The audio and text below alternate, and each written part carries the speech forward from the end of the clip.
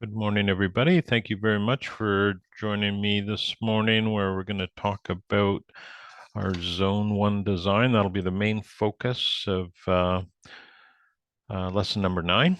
And happy President's Day. Hope everybody's having a relaxing morning. So let us take a look at lesson 9 here. Oh, we got another person here. Looks like Anna Karen's joining us. Good morning, Anna Karen. And yeah, let us take a look at lesson 9. I will just share screen here. And we'll go right to that. Cool. So as I'm sure most of you are aware, we have two parts, as we do with many of the assignments. And building survey is the first part. And it's, a minor portion of what one has to do during lesson number 9 here, and the Zone 1 integrated design is the main event, and that's where we're going to spend most of our time today. So I'm not really going to dive in too deeply with the building survey unless anybody has any questions about that. I don't see any questions on the Q&A document. Anybody on the call have any questions about the building survey at all that they'd like to have answered? If not, we can just dive into Zone 1 here. So yeah, if you do have a question, feel free to pop it in the chat or unmute yourself, no problem. But yeah, this is pretty straightforward. We're just looking at traditional building techniques and the construction materials used, and whether that's something that could be kind of brought forward into today's, if you're building a home yourself, could you utilize any of this? And certainly on the West Coast, the Pacific Northwest, cedar is a biggie, and I guess more in modern times, Douglas fir has been a big component in forestry, and they've both got their pluses and minuses. Certainly fir is a stronger wood, but cedar is very beautiful, and yeah, it really lends itself to being rot resistant. And definitely where I live, it's often used for fencing and outdoor structures. And our house, which was built 40 years ago, it has kind of an old-fashioned cedar siding on it, which has held up really well 40 years later. So that's a little bit about the building survey, and we can take a look at a couple of examples here. As you can see, it's just a really a 1 or 2 pager where people are, finding appropriate images and talking a little bit about that. There's another example here, same sort of thing. So you can kind of dive into this as deeply as you want.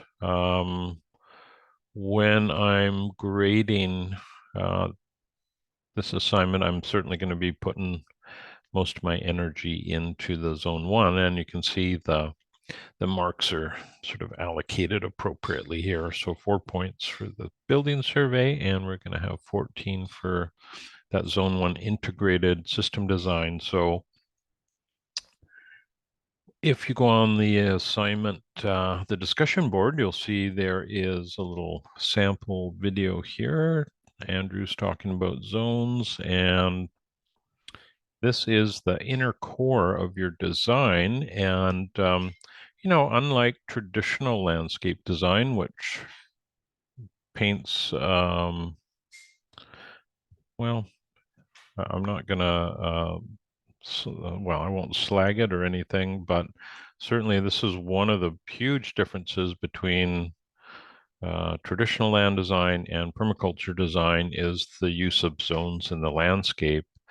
And it's really a game changer in terms of your zone one containing all of those areas and elements that you utilize quite a bit, right? So I've been to project sites or initial site visits for prospective clients, and one in particular really stands out where um, these people were on, I guess they were on 3 acres, and it was quite um, a large home.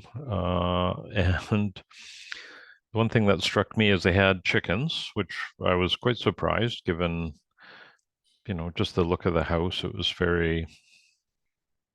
very, we'll call it a well-kept landscape. So when I say that, I mean it was um, an ornamental landscape that was pretty devoid of soil life. And anyways, we got into the back garden area, and they had chickens, but the chickens were at the far end of the property in a coop. And when you think about that, you don't want your chicken coop necessarily in your zone one. I'd say you want it, fairly close or right beside it. But this was way in the back 40s, and I was thinking about how often we visit our chickens. We probably check in on them 3 times a day.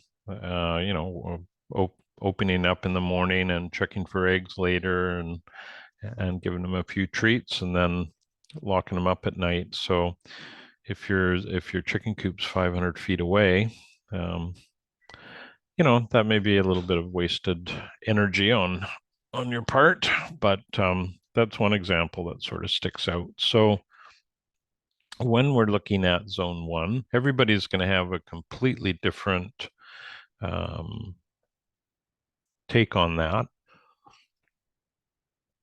I know that Bill Mollison would describe zone one as the 10-foot radius off of a house and going all the way around the house. And it's an interesting way of looking at it. And I would say that in some cases, probably more of an urban landscape, that could be quite true. When you get onto acreage, like we're on 5 acres, that's not the case for us. Our zone one is it's actually only on 2 sides of our house. So we have a north and east portion of our dwelling that we do not visit daily. And it's just the way it's set up. Um, it has good access, but it's not something we visit daily. So it's going to change a little bit from context to context. So your situation will dictate that. And I know James on the call here, he's in a agricultural setting, so the zone one there is going to be very interesting, and that will probably cover areas where there's any animals, maybe a shop or a greenhouse. So that'll probably be a little bit larger. So anyhow, so that is the core area that we're looking at, and this is where we want to bring together all the ideas that we've been considering over the last, I guess we're at 16 weeks. So starting with water and some of the planting designs and considering access, which we don't really dive into with this course. My wife and myself certainly do with our work. That's sort of a layer we address. And for us, it's human pathways. It also would be patio surfaces, if there is any. It also would include retaining structures and that sort of thing. But again, it's really site specific. So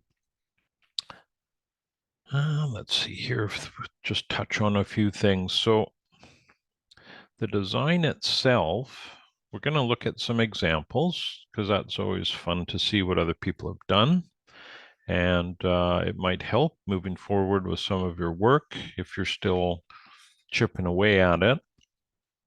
But ideally, we want to see a couple of different things here, and we want your base map. And we want the base map to show zone 1 and that highlighted area, and perhaps some images that are from zone 1. And that gives us a really good template and an idea of where you're focusing on with this portion of your design. So again, in an urban setting, zone 1 may make up a huge percentage of the overall area, whereas acreage, it's going to be much, much smaller. And existing conditions is, the big part. It's part of that base map, as well as your microclimate, the zone map, and a zone 1 cross section.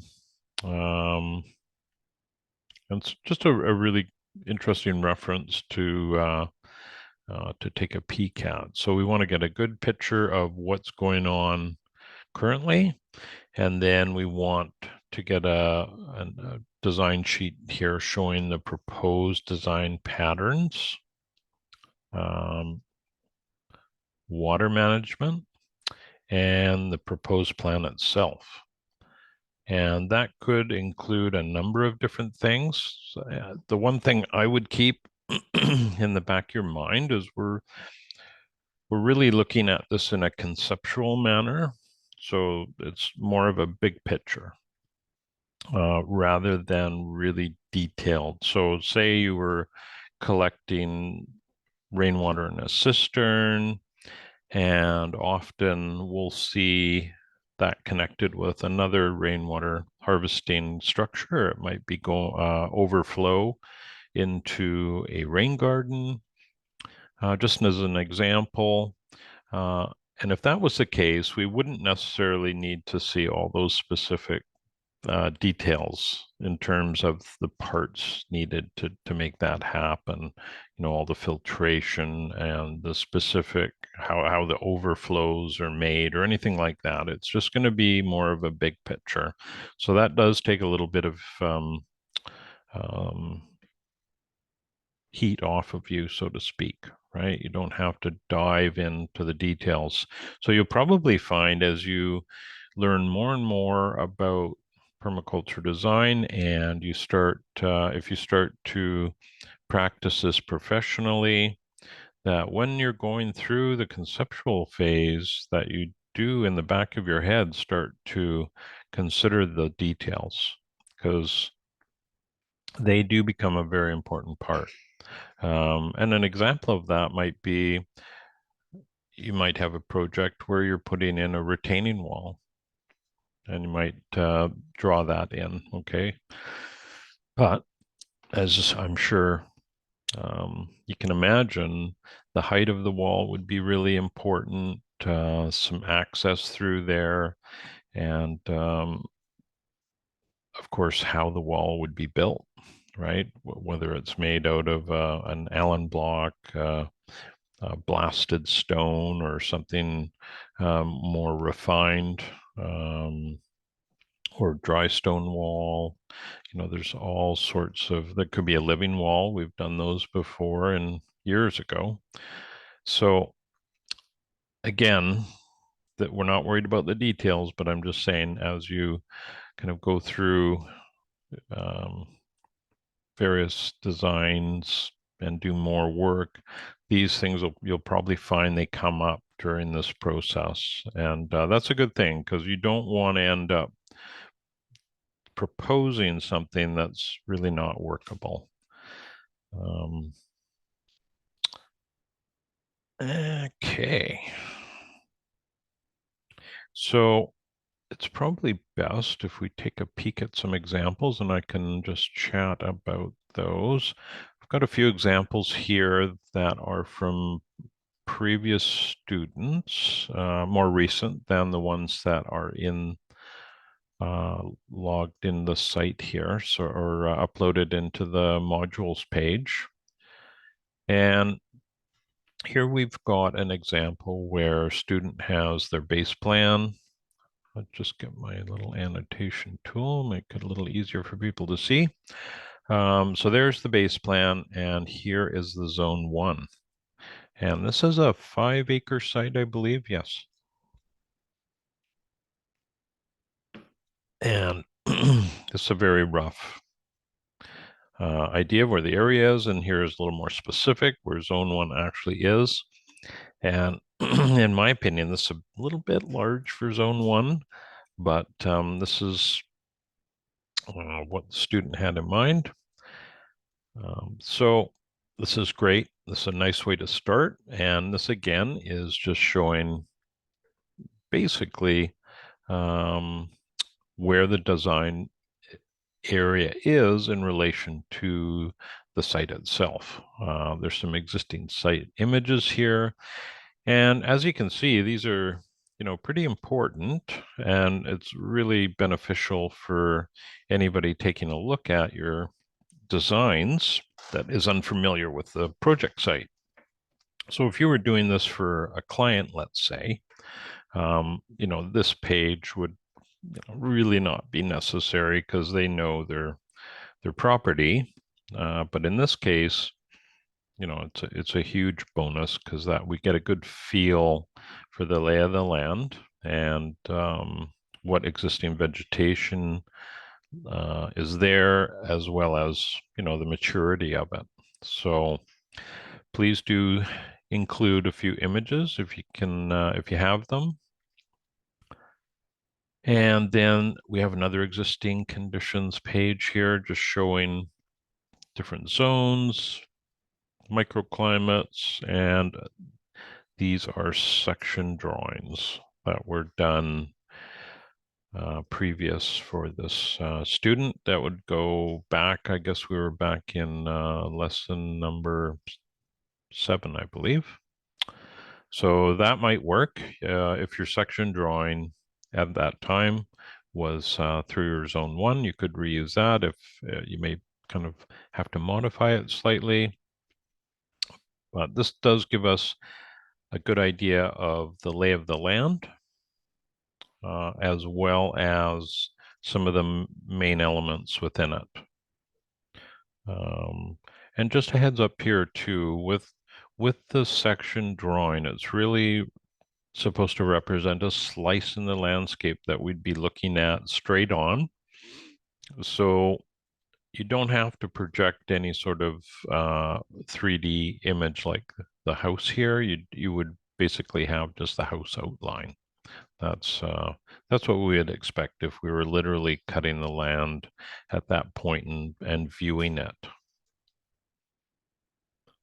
So the goals are really important. That's something to certainly consider. What are the goals of zone 1? And some of the patterns. So this is often an area where people get, have questions, because it is a bit of an ambiguous term, patterns. It could mean many, many things. And I would say for the individual, it would be what sort of jumps out. There can be patterns within the landscape. You might want to be creating those. For instance, James is on project sites in an agricultural setting. And often when we do agricultural designs, patterns that evolve there could be a keyline pattern, so keyline design. And they have quite a visual impact on the drawing and quite nice. I mean, I enjoy them. Here, some of the patterns described are going to be capturing and slowing down overland flow, trying to extend the season, rainwater capture, protect crops from wildlife, and have a gathering and an outdoor seating area, and then some strategies. How is that going to happen? So that's a great part of it. And again, we have a picture of the base plan, and then that highlighted area. So we still are in existing conditions. And then we take a look at water. So we're getting into our proposed water management. And this is a great place to start with any design. And we do this as well for urban or acreage sites. We will end up um, starting on our water layer. Once we get past the site analysis and our sector map, then it's on to water. What are we doing with all the assets that are on the site? And often people will not consider water flow as an asset. And when I say people, I mean clients. They might think this is just a liability they have to jettison from the site. And 99.9% of the time, that's not the case. You want to try and make the most of it and slow that down and have it infiltrate and benefit plantings that are in the area or that you're planning to implement after you've done your water layer or your water design.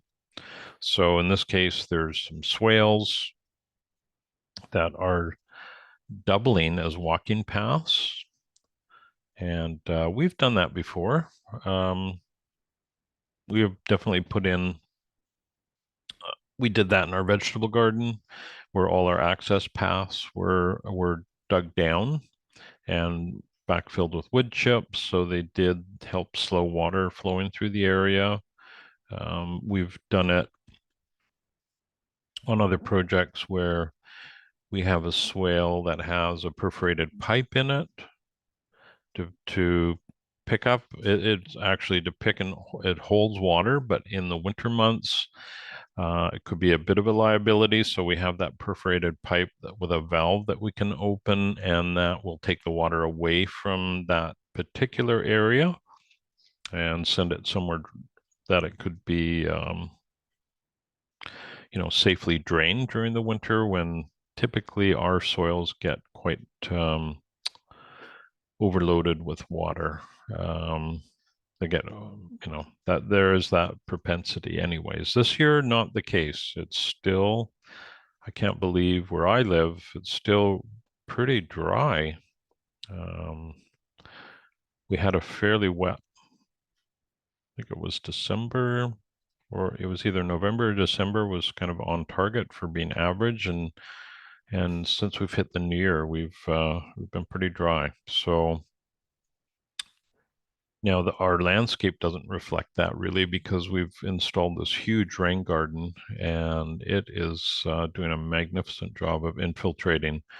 So this layer is just, I can't emphasize enough how important this is. It really, really drives the landscape and fertility within the landscape. And I think some of the best designs I've ever seen are ones that require no irrigation in terms of perennial or permanent plantings.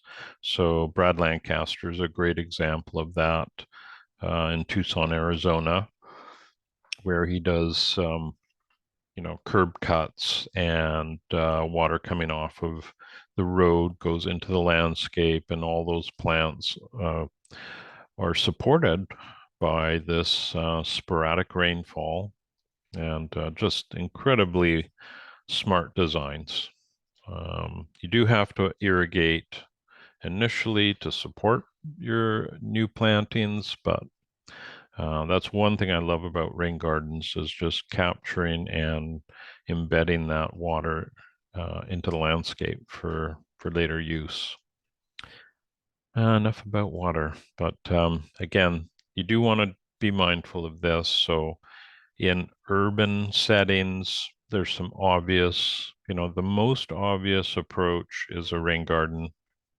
Often that is a great strategy that is easy to implement, provided you have the topography and the right soils. You wouldn't want to be doing that if you had heavy clay soils, because you'd in essence end up with a pond. But if where I live, traditionally the soils here are going to be more sandy loam and pretty rapid draining. Our rain garden will hold, I think it's around when it has a ponding effect, we allow about 12 inches of ponding. And I think I calculated that's around 3,000 gallons. That drains out within a couple hours if the rain stops. So it's quite amazing how those work. So again, they're really useful in urban settings, but you just have to be mindful where you place them. And one thing I could recommend here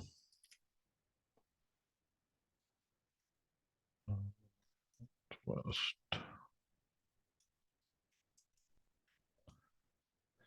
there's an excellent guide here for rain gardens. Gosh, just trying to remember where it's from. So it's from Washington State.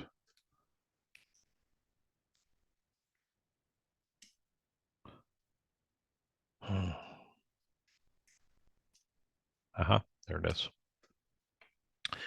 So if you can find that, it's a PDF, and this is really good. It is probably one of the best I've ever seen, and you can utilize it for your design and construction. Um, and it gives you a lot of super helpful information. And the first one you ever do is, it's like anything, it's a little bit unnerving, but there's some critical parts to it, and the overflow being one of them. So if you do plan on that in one of your landscapes, whether it's here or beyond this class, always think of the overflow and where you would send that water. And again, that's a resource. So can you keep that somehow within the landscape and extend the use of that? Often as well, we could, if there's rainwater harvesting going on, it could go into a cistern and then overflow into a rain garden. So there's a lot of ways that we can make the best use of the water that's falling on the rooftops or coming off of some hard surface. Let us go back. Uh-oh. There we go. All right, enough about water. And here's some images. And that's a great image. This is out of the ARCSA manual, and it's just showing, in this case, this is what's called a dry system. And so water comes off the roof into what's called the conveyance piping through a primary filter, and then straight into the tank. And when the rain stops, this whole system's dry. There's a little first flush diverter here. So that's to basically this is sized based on the roof, and you can send that first bit of water, you can divert it from your tank because it often contains contaminants that you don't want within your cistern. If you keep it as clean as possible, the water has the longest lifespan. We filter the water on all our projects down to, well, about 200 microns or lower, 150 microns, which is very, very small. And if you do that, you can then use it for drip irrigation without worrying about, plugging your emitters. Some people will collect it a little more raw and then pump it out and filter it then, but I prefer to have it going in as clean as possible.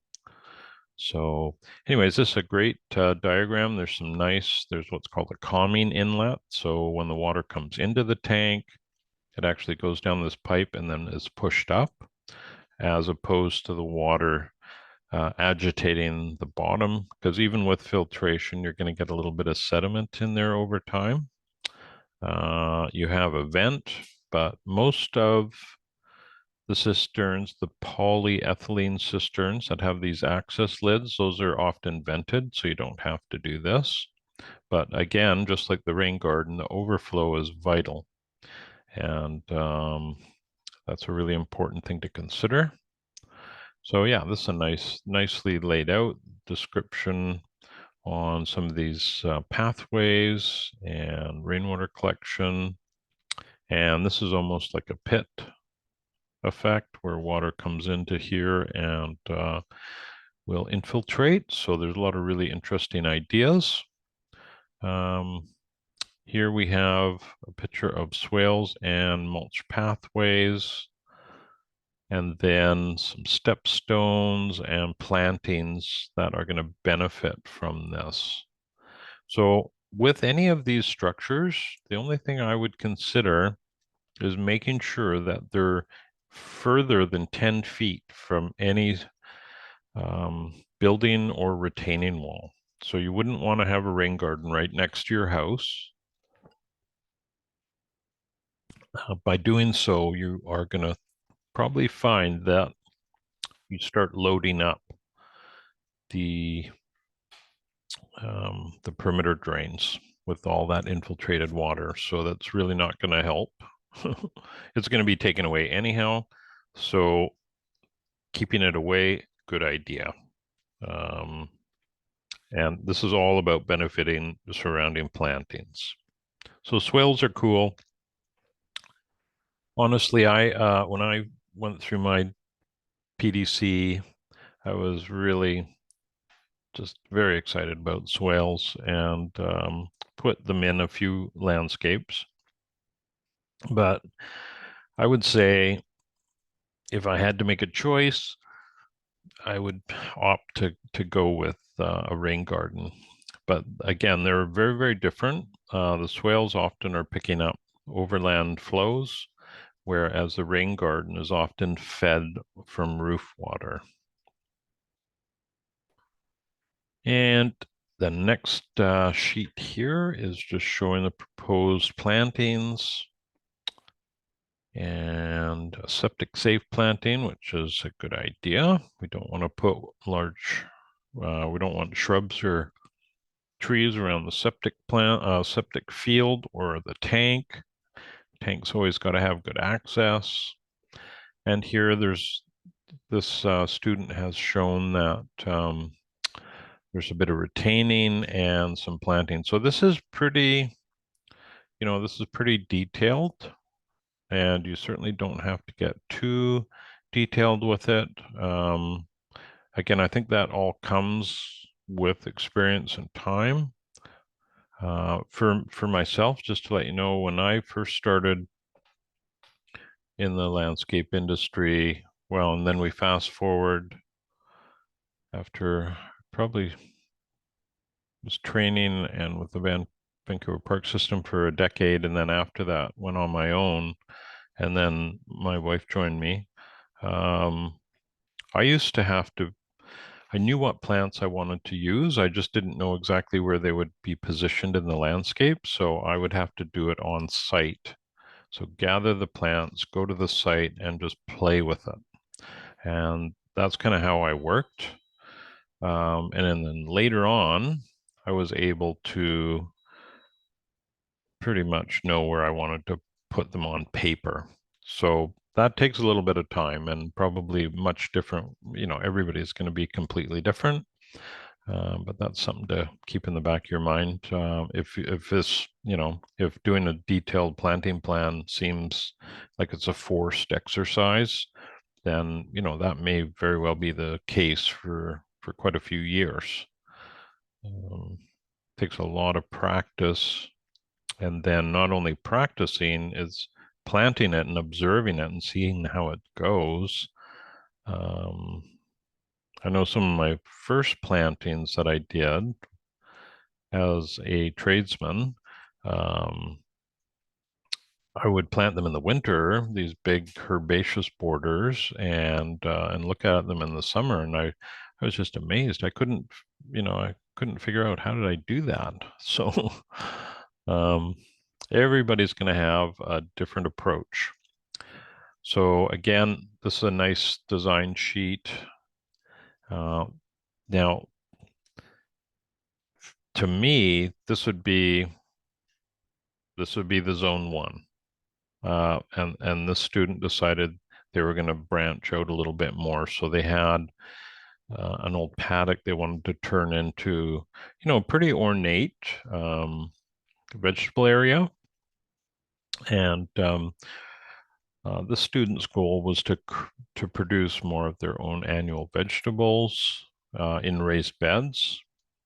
And I was trying to impress upon her that these small beds would actually be a lot more work than one or several larger areas, just because of, yeah, um, well, in a lot of ways, there's more edge, so there is more maintenance there.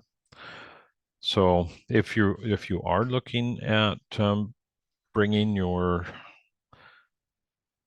food sovereignty up and trying to produce more, um, consider look at market gardeners.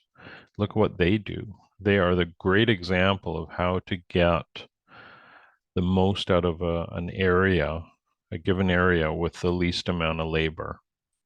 So as as nice and as ornamental as these small beds might look to some folks, if this was all one annual planting, it would be way easier to look after and probably produce more food. So just my opinion, there's certainly no right or wrong. It's just trying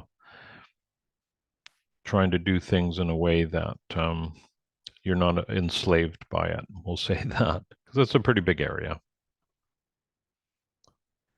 And some nice pictures here. I mean, these are lovely, no doubt about it. And to have a greenhouse, a big bonus.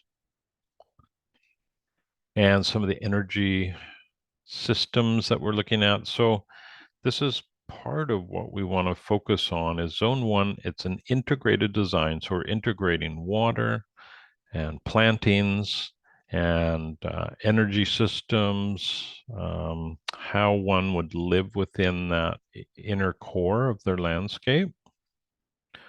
So again, I don't know if, again, I would have livestock within zone one, but you'd certainly want to have a place to sit and eat outdoors. And it may be um, very simple, or it could be more ornate as is shown here. Might have some outdoor cooking, which is always fun. And then the SWOT analysis. So what things did you come away with going through this exercise in your zone one? What are those strengths that you see and some of those opportunities? And you may find some weakness and threats. I know for our zone one of our threats is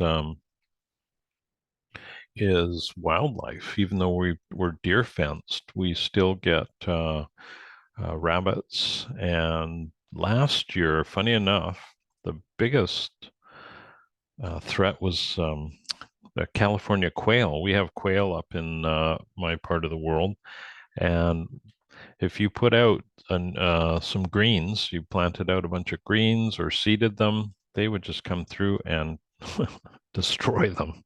Even though they're beautiful birds, um, they were hard to work around. So we had to use remay and do little hoops, all sorts of strategies to try and get the plants to have a little bit of a jump start before they impacted them.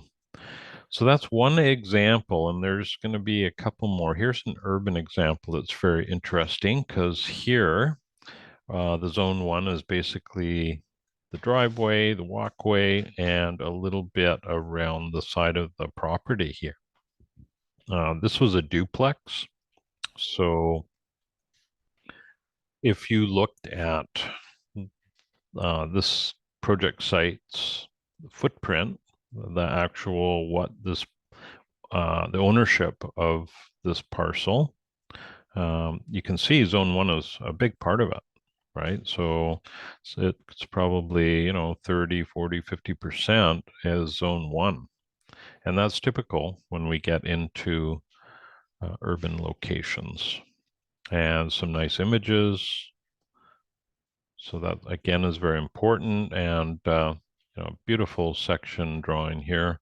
Very envious of people that can draw like this. Even though my family has some artists within it, I can't, or I haven't developed those drawing abilities. I totally rely on the computer. So there's sun angles, and which are interesting. Again, nice section drawing, and this here we're showing microclimates and zones and the section all on one sheet. So if you can condense your work, that's always best. On larger parcels, that's often a lot harder to do. And here's another section drawing. So this person did two. This one showing a deck and what they would do as the deck, going away from the deck and beside it. So some interesting ideas there.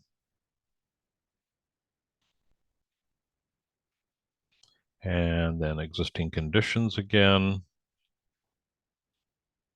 and the main goal. Oh, and some of those proposed patterns.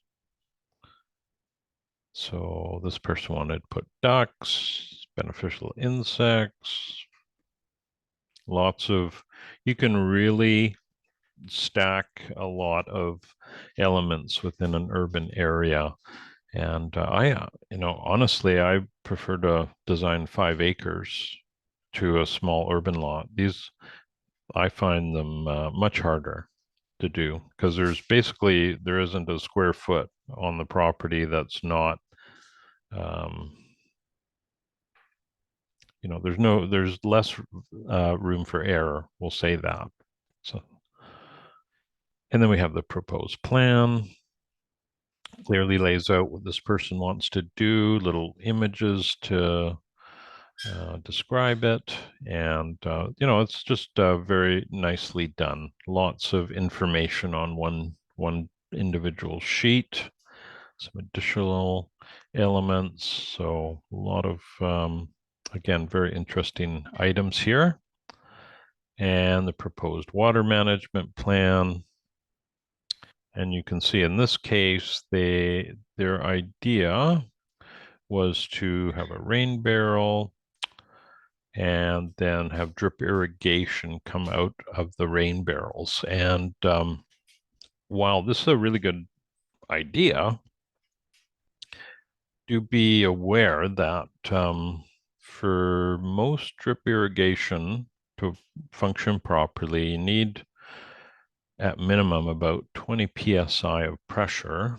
Some systems you can get away with less, down to 15, but you need that pressure, and to get that from gravity, you'd need about 40 feet of elevation. So while this is good, you to do this, you would have to pump it.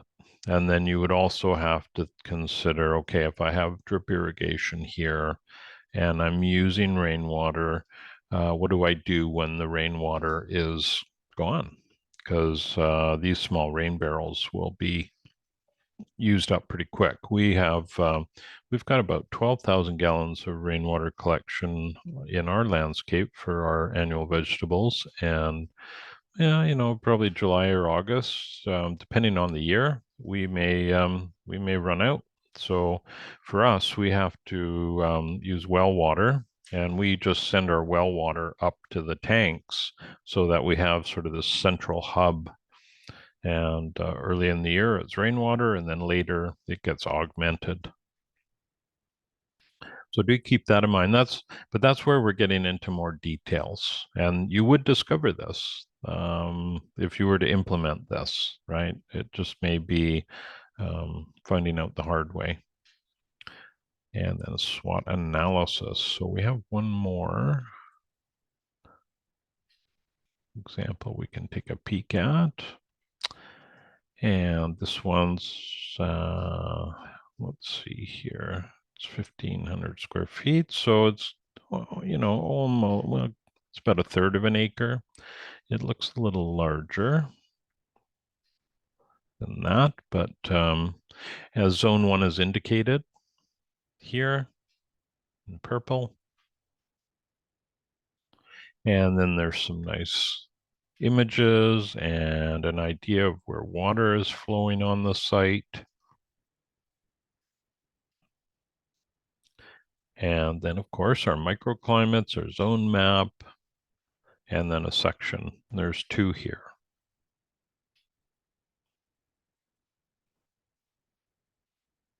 So there's quite a bit of, information going into this zone 1,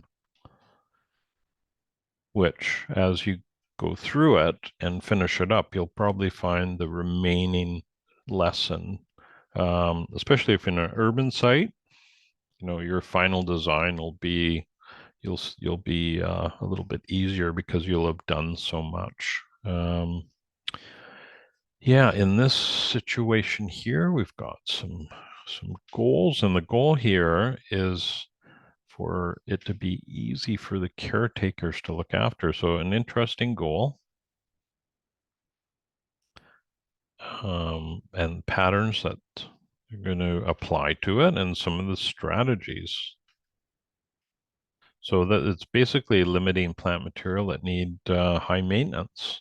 And that's certainly one approach. I think in this case, uh, lower maintenance can be achieved not necessarily just by picking plants that don't require a lot of care, but by combining them in such a way to reduce weed pressure and irrigation requirements. And that goes back to our plant system design, where we were looking at layered plantings. And I really think that is a huge piece in terms of making things easier to look after. So Melissa's got a question here. Do you have any experience with wicking beds? Do you mean like a wicking planter? Yeah, I've personally don't have experience with them. I know a colleague in Victoria um, used them quite a bit with, what did I'm trying to remember the kind of containers he used, but he loved them. Yeah. So I think the challenge is ensuring they have, a good, good quality, well draining soil, and that you have this sort of rock aggregate base. You backfill with aggregate, and that would be what's holding a lot of that water. And then there's overflow, right? So that it doesn't get overwhelmed. But there would be a lot of good information on those, and it's certainly worth trying. And yeah, he was a big believer in that. I haven't seen him integrating those into his designs lately, but I would certainly try that out. It'd be very, very interesting. So I hope that helps you out.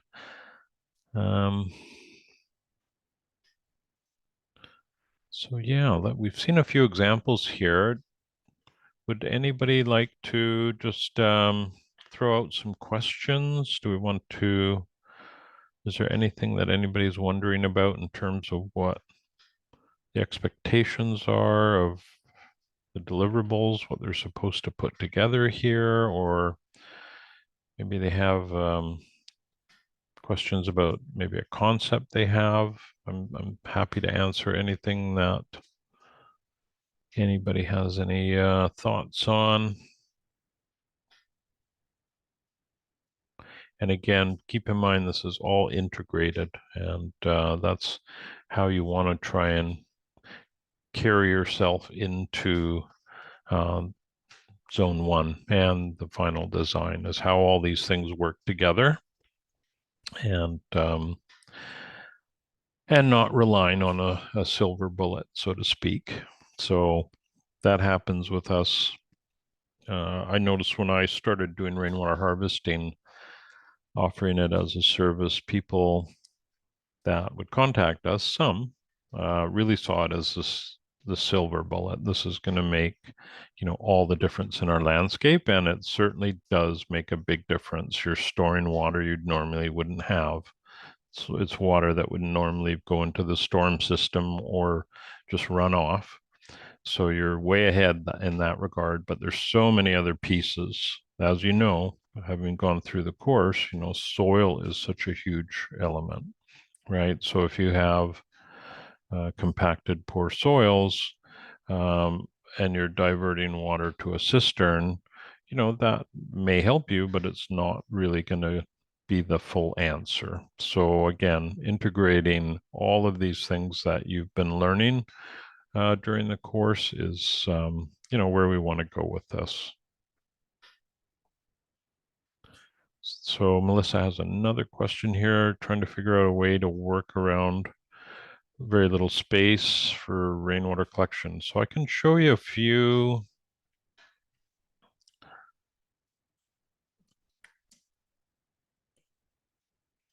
tanks that are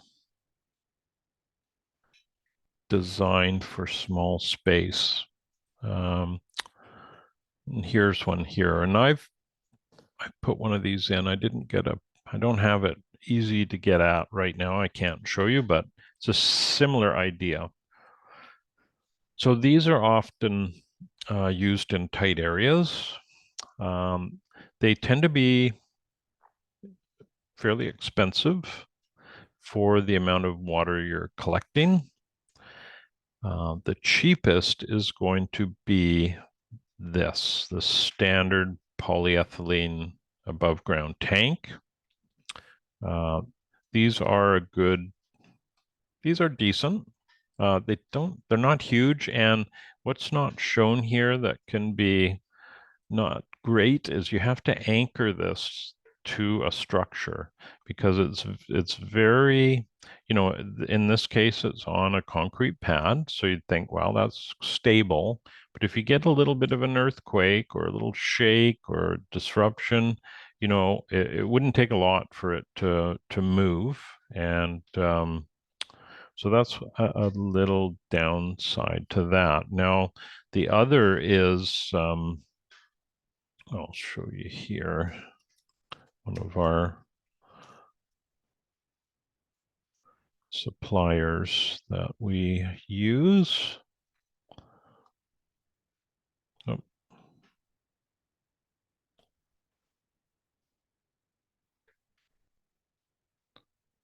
So there's some very interesting rainwater tanks that are below ground that have fabulous filtration and really, really well done. And some of these below ground tanks you can basically put in a parking area. There are rated for, their various ratings here. This one will hold, about 8,000 pounds per axle on a truck, and then you can link them together. But they cost about 3 times as much as an above ground cistern of the same size. So budget really plays into that. I don't know if they have. This is another small tank that can go above or below ground. Yeah, I don't think they have. There's more of a low profile. Now we've used low profiles above ground too, but this is for below ground. So there are so many different options. It's just, as you can see, when you go below ground, takes quite a bit more. They have to put a lot of effort into the structure of the tank. So there's a lot more materials, and hence the cost is quite a bit more. So here's some narrow ones. These are very interesting, but they can go up against a fence. But again, the total amount collected here is not huge. I've seen these used below decks as well. So there's all sorts of options that you can look at. But again, these are what we gravitate towards when we're looking to even where we live. I've got 5 of these that are all linked together. I actually got 6, but I've got 5, no, 7. I got 5 as our main collection. I've got a small 1,000-gallon tank for our kind of like a pump chamber. It collects off the roof, and then we pump it up higher in the landscape to our main storage. But we still have to pump it to get it into the landscape. Even though it is gravity, it's just not quite enough. And these are beautiful here, but these are very expensive. So they're lined. They're steel on the outside, and they have a lining on the inside. So I hope that helps you out, Melissa. And Karen here has a question. What could be the next step to continue our permaculture education? Well, that's a very good question. It's such a deep rabbit hole. I find myself continually taking courses. I'll show you one place that you might want to look at, and this is regenerativeliving.online.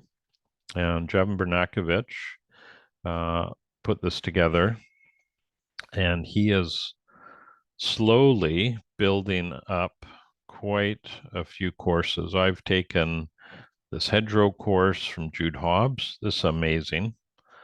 I took the live version. Now they're replaying it, so it's a lot more cost effective. I'm currently taking this coppice agroforestry course. That's incredible. That actually runs later today. I've taken the composting toilet course. My wife Angela took this family food security course. This looks really interesting, the low-tech erosion control. I was definitely, that's one I would love to. This is self-paced, so that means the course is already run, and you can just go through the content of it. They have one on pawpaws. They have this conference that was recorded. There's hugelkulturs coming up.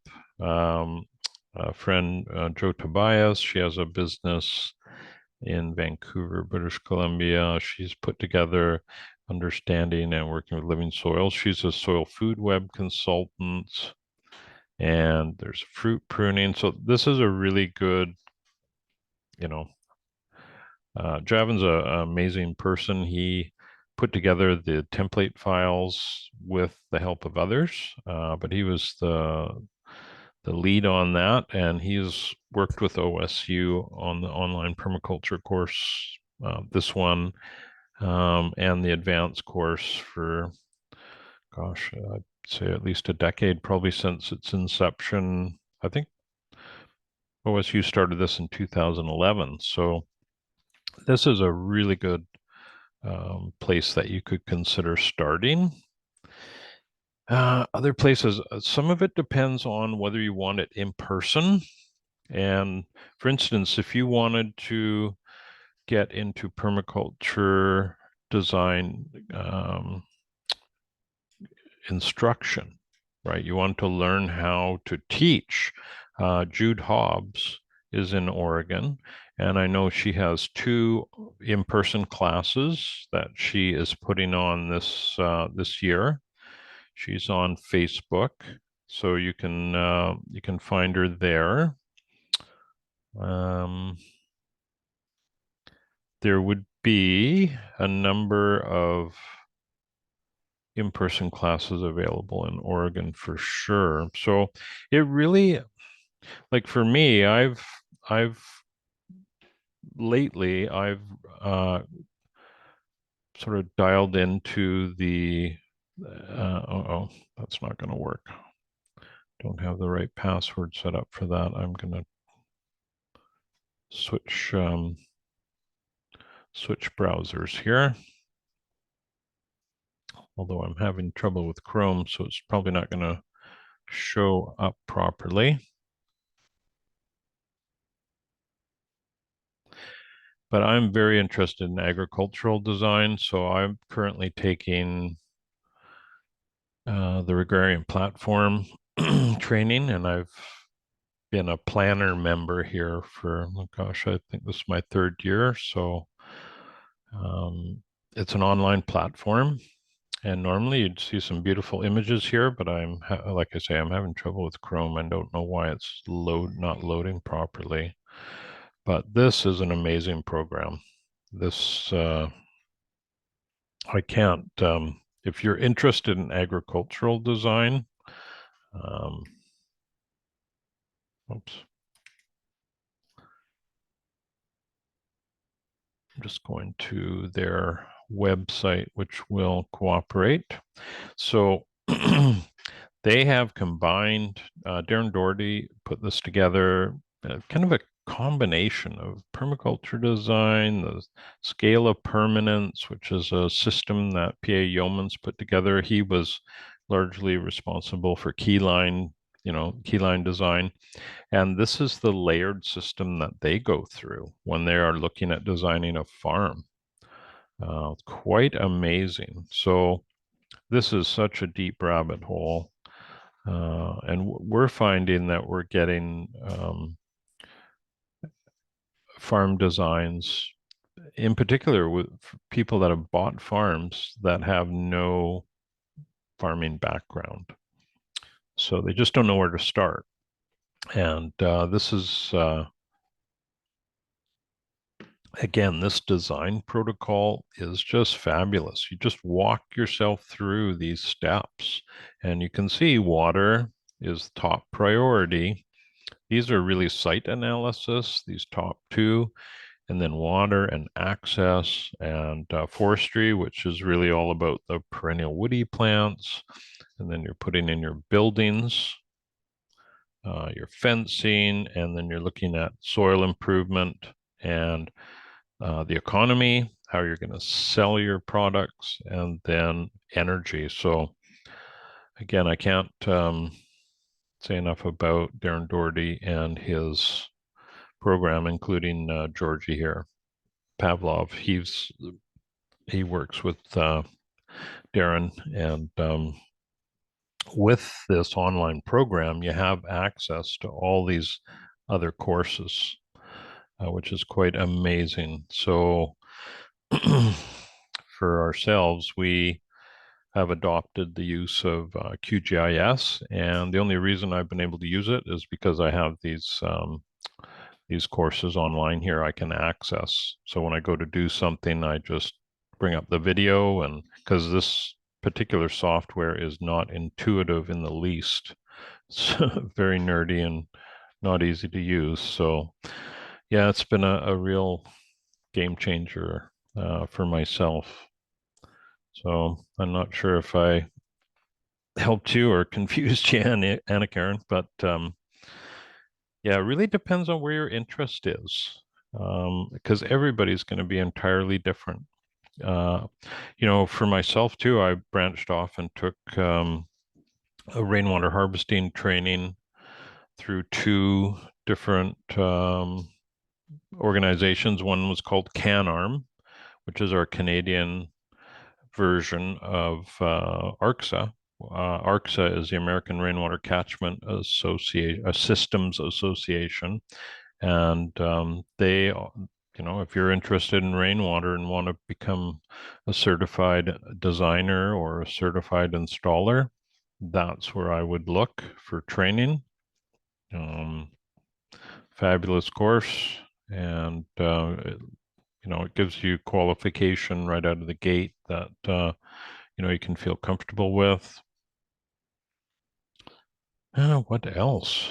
I've taken earthworks courses, keyline courses, and I keep my eyes open on Facebook for training opportunities, but I've really kind of settled into the agrarian platform and Javan's regenerative living dot online platform. He's just keeps bringing out courses that I find really interesting. I know he's got one coming up on woody plant propagation, and I spent a number of years in the landscape in nursery settings, and we're looking at starting a very small scale little operation here, and so that has tweaked my interest. So yeah, it's there's again, that's a really good hub. So I hope that helps. But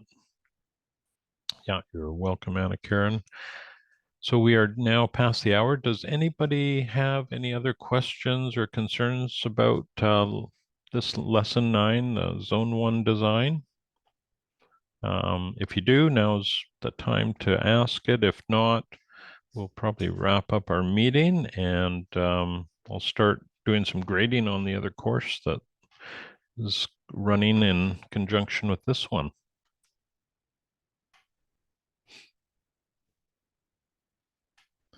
All right. Well, if anybody runs into any trouble during the week when they're working on their zone 1, don't hesitate to drop me a note, and I'd be happy to help you out. But yeah, I really look forward to seeing your work, and thank you again for attending on a holiday, and I hope you all have a great week. So take care.